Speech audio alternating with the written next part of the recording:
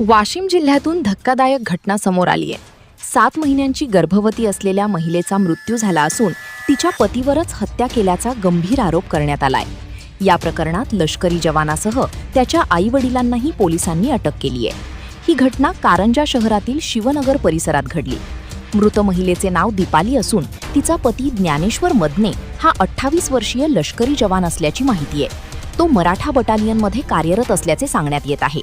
मिळालेल्या माहितीनुसार घटनेच्या दिवशी दुपारी सुमारे 3 वाजता ज्ञानेश्वरने दीपालीच्या भावाला फोन करून ती घरात पडल्याचे सांगितले।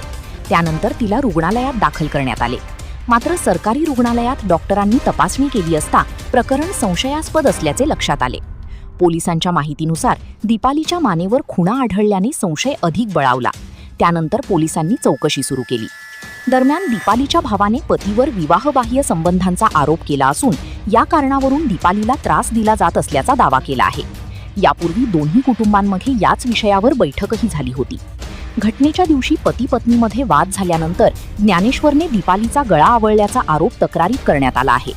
या प्रकरणी ज्ञानेश्वर मदने आणि त्याच्या आईवडिलांविरोधात कारंजा शहर पोलीस ठाण्यात हत्येचा गुन्हा दाखल करण्यात आला असून तिन्ही आरोपींना अटक करण्यात आली आहे। पोलिसांकडून पुढील तपास सुरू आहे।